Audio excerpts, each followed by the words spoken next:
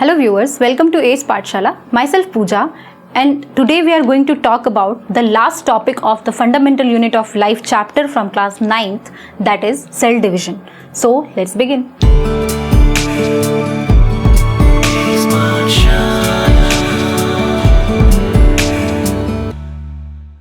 In our previous videos हम लोगों ने सब कुछ पढ़ लिया है कि कैसे सेल्स बने होते हैं, क्या क्या चीज़ें प्रेजेंट होती हैं, किस तरह के फंक्शंस परफॉर्म करते हैं, किस चीज़ को हम क्या बोलते हैं, right. In this particular topic या इस वाले पार्ट में हम पढ़ेंगे सेल डिवीजन के बारे में। What do you mean by cell division, ठीक है। अच्छा, तो cell division the term simply समझ में आ रहा है कि सेल के डिवाइड होने के प्रोसेस को हम सेल डिवीजन बोलेंगे। सेल क्यों डिवाइड करता है, what is the need of division, क्यों सेल को डिवाइड करने की जरूरत ही पड़ेगी, तो वो एक बहुत अच्छा क्वेश्चन है, क्योंकि हम लोगों ने सेल थ्योरी में क्या पढ़ा था, each and every cell comes from a pre existing cell. तो पहला तो पॉइंट यही हो गया कि सेल को डिवाइड इसलिए भी होना पड़ेगा, प्लस क्योंकि वो प्री एग्जिस्टिंग सेल से दूसरा सेल बनाना है, प्लस जब ग्रोथ होती है, जैसे हमारी हाइट बढ़ रही है, तो हम कैसे बड़े होते हैं, हमारा सेल जो होता है वो डिवाइड कर रहा होता है, सब्सिक्वेंट नंबर ऑफ सेल्स जो होते हैं वो भी डिवाइड कर रहे होते हैं। तो सेल को क्यों ही डिवाइड करने की जरूरत पड़ेगी। से फॉर एग्जाम्पल अगर कोई जाइगोट है, जाइगोट को फिर एम्ब्रियो बनना है, एम्ब्रियो से फिर ऑर्गेनिज्म में कन्वर्ट होना है, तो वो एक कंप्लीट ऑर्गेनिज्म बनने में सेल को डिवाइड तो करना पड़ेगा। प्लस अगर आपको कहीं चोट लगती है, तो चोट लगने के बाद क्या होता है, टिश्यू रिपेयर करते हैं खुद को। तो there are certain types of cells in our body which can divide, there are certain types of cells in our body which cannot divide, ठीक है, that will divide till a certain age। जैसे हमारे skin है, skin repair होती है, जब हम कहीं गिरते हैं, चोट लगती है, हमारी स्किन रिपेयर होती है, तो in case of in that scenario cell division occurs. But अगर हमारा न्यूरॉन्स है तो वो एक पर्टिकुलर एज तक ही डिवाइड करता है, ठीक है। हमारे हार्ट के मसल्स हैं, हमारा जो कार्डियक टिश्यू है वो भी हमेशा डिवाइड नहीं करेगा, they are not always dividing, right. तो ये सब जो सिनेरियोज होते हैं वो सब सेल डिवीजन के बारे में हम सेल डिवीजन में हम उनको कंसिडर कर सकते हैं। तो सेल डिवीजन बेसिकली जो होता है वो दो टाइप का होता है, ठीक है। सेल डिवीजन जो होगा बेसिकली दो टाइप का होगा। One is called as mitosis and the other one is called as meiosis, ठीक है, ऑल राइट। अब ये जो माइटोसिस है एंड मियोसिस है, मियोसिस जो होते हैं ये भी दो टाइप के होते हैं। Meiosis is also of two types, meiosis 1 and meiosis 2, ठीक है। माइटोसिस एक ही टाइप का होता है, this is called as equational division. This division is called as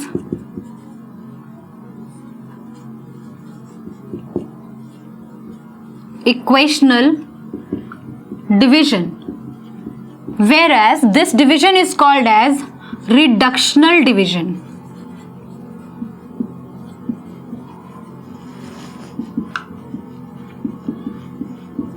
ठीक है। अच्छा, माइटोसिस और मियोसिस इनमें भी अलग अलग फेजेस होते हैं। हम लोग यहाँ पे ये इक्वेशनल और reductional division in total meiosis की बात कर रही हूँ मैं 1 और 2 में डिफरेंशिएट नहीं करके बताऊंगी आपको, क्योंकि that is not important for you. So mitosis and meiosis में अलग अलग फेजेस होती है, जैसे prophase, metaphase, anaphase, telophase, 4 phases हो गई माइटोसिस की। मैं जस्ट आपको एक्सप्लेन कर देती हूँ, दिस इज नॉट इंपॉर्टेंट, आपको ये याद नहीं रखना, बट यू मस्ट नो कि इसकी अपनी 4 फेज होती है, जैसे कि प्रोफेज, मेटाफेज, एनाफेज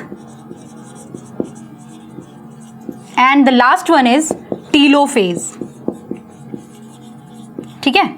और वैसे ही मियोसिस 1 और मियोसिस 2 की भी चारों फेजेस होती है, prophase 1, metaphase 1, anaphase 1, telophase 1। Likewise prophase 2, metaphase 2, anaphase 2, telophase 2। इसकी प्रोफेज और अलग अलग टाइप्स में डिवाइड होती है, तो हमें इतना नहीं पढ़ना, ठीक है। अब यहाँ पे पहले डिस्कस करते हैं कि मैं क्यों इसको इक्वेशनल डिवीजन बोल रही हूँ और क्यों इसको यहाँ पे मैं रिडक्शनल डिवीजन बोल रही हूँ।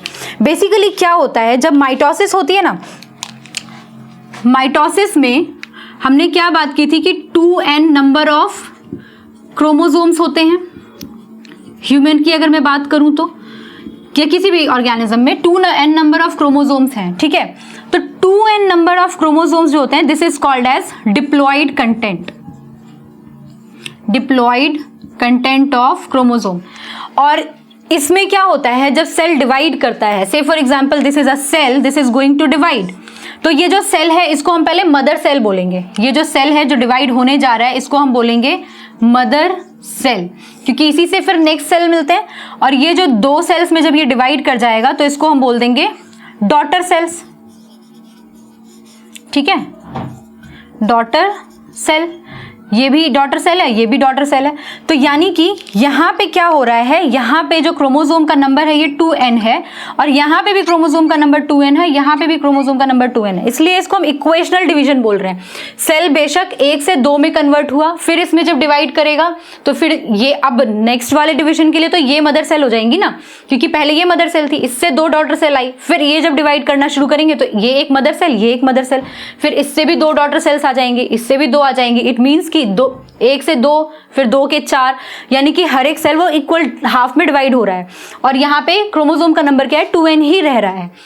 But in case of this scenario यहाँ पे क्या होता है, this is called as reductional division, क्योंकि यहाँ पे ये जो 2n नंबर ऑफ क्रोमोसोम था ना, ये जब डिवाइड होता है तो ये क्या करता है, ये n नंबर ऑफ क्रोमोसोम्स में कन्वर्ट हो जाता है आफ्टर मियोसिस 2।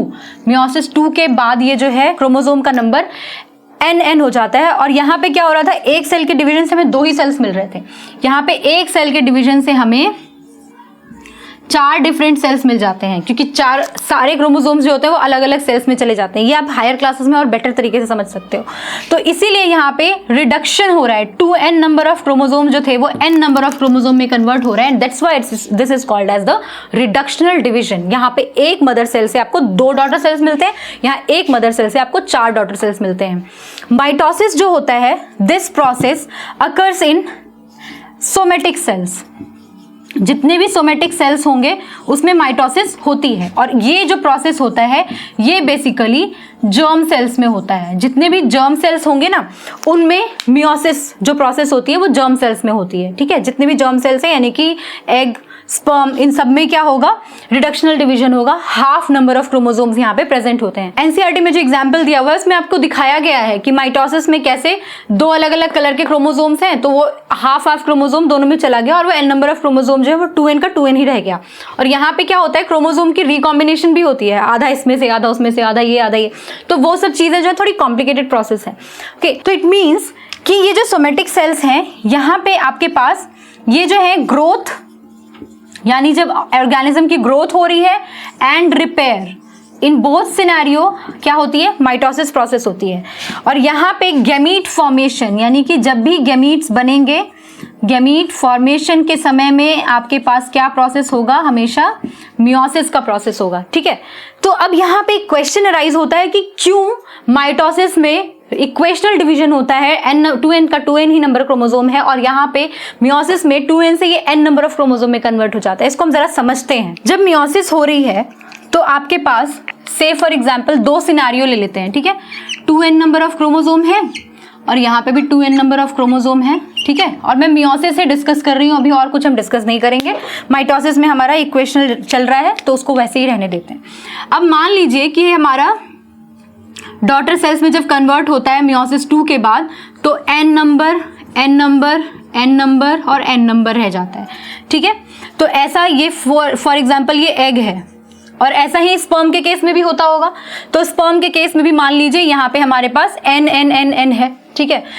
और एक सिनेरियो ये भी मान लीजिए एग ही है, और एक सिनेरियो मान लीजिए मियोसिस हो रही है और उसके बाद भी यहाँ पे हमें 2n नंबर ही मिल रहा होता क्रोमोसोम का। मान लीजिए ये भी 2n रह जाता और ये भी 2n रह जाता, तो ये भी इन केस ऑफ एग्स है। अब अगर हम एक स्पर्म का लेते हैं, मान लीजिए एक स्पर्म है, उसके पास भी यहाँ पे n नंबर और n नंबर ऑफ क्रोमोसोम आया, कहाँ से, 2n से, ठीक है। तो यहाँ पे भी ऐसे ही हो गया हमारे पास कि एक स्पर्म था, उसके पास भी रिडक्शनल डिवीजन हो गया, और यहाँ पे स्पर्म जो है उसके पास क्या हुआ, यहाँ पे स्पर्म के पास भी रिडक्शनल डिवीजन नहीं हो रहा है। Say for example I am just saying कि क्यों जरूरत है कि ये 2n की जगह n हो जाए, सिर्फ वो समझाने के लिए, ठीक है। तो ये मान लीजिए 2n था, अच्छा, तो आपके पास यहाँ पे क्या है, 2n 2n है, और ये एक पहला सिनेरियो जहाँ पे आपके पास हाफ हो गया, ये आपका एक्चुअल वाला मियोसिस हो रहा है। ये मैं सिर्फ एक एग्जाम्पल बता रही हूँ कि ये क्यों ज़रूरी है और ये क्यों नहीं होना चाहिए। ओके, तो जब गैमीट फॉर्म होता है, जब गैमीट फॉर्म होता है तो क्या होता है, रिडक्शन हो गया। अब जब फर्टिलाइजेशन होगा, फर्टिलाइजेशन में क्या होता है, से फॉर एग्जाम्पल इन दोनों को हम फर्टिलाइज करा देते हैं, ठीक है।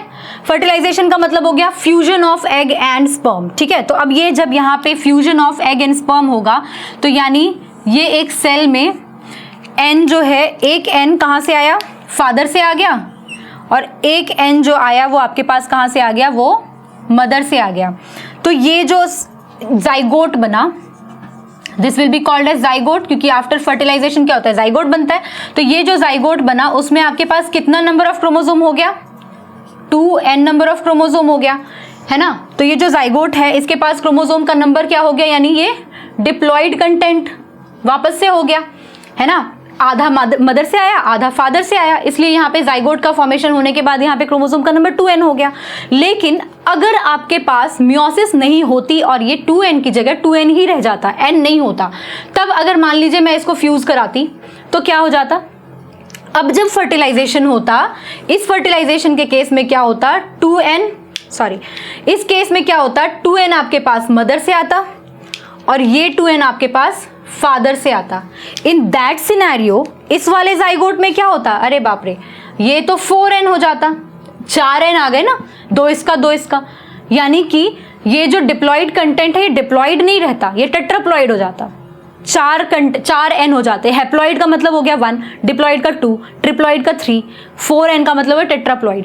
तो टेट्राप्लॉयड ह्यूमन के केस में इट्स इम्पॉसिबल, ये नहीं होता है। तो इसी वजह से क्या होता है, जो मियोसिस होती है उसमें हमेशा क्या होता है, रिडक्शनल डिवीजन होता है, इसमें कभी भी इक्वेशनल डिवीजन नहीं होता है।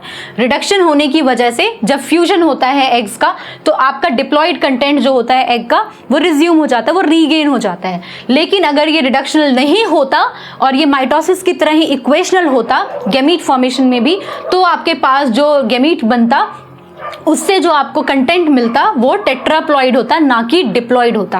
तो this is the basic scenario जहां पे आपके पास माइटोसिस और मियोसिस दोनों टाइप की सेल डिवीजन जो होती है वो बहुत बहुत इंपॉर्टेंट होती है। तो सेल्स जब डिवाइड करते हैं, एक बहुत सिंपल सा लास्ट पॉइंट देख लेते हैं। सेल्स जब डिवाइड करते हैं तो ये सेल्स जो है ये 2 पार्ट में डिवाइड किया, तो इसका जब न्यूक्लियस भी डिवाइड करेगा ना तो उसको हम बोलेंगे कैरियोकाइनेसिस। कैरियो का मतलब क्या होता था, कैरियन, प्रोकैरियोट्स, यूकैरियोट्स, कैरियन का मतलब होता है न्यूक्लियस, तो यानी कैरियोकाइनेसिस यानी न्यूक्लियस का डिवीजन। और जब साइटोप्लाज्म में डिवीजन होता है that is called as cytokinesis, ठीक है। तो आपके पास माइटोसिस और मियोसिस दोनों प्रोसेस में एट द एंड जब डिवीजन हो रहा होगा तो कैरियोकाइनेसिस फॉलोड बाय साइटोकाइनेसिस, पहले न्यूक्लियस डिवाइड करेगा फिर लास्ट में साइटोप्लाज्म डिवाइड करेगा और सेल जो होगा वो 2 में कन्वर्ट हो जाएगा, मदर सेल से ये 2 डॉटर सेल्स में। तो बच्चों आई होप आपको ये वीडियो बहुत अच्छे से क्लियर रहा होगा। फिर भी अगर आपकी कोई भी क्वेरी है, कोई भी क्वेश्चन है, आप प्लीज उसको कॉमेंट बॉक्स में जरूर ड्रॉप कीजिए। Till then all the best, bye bye.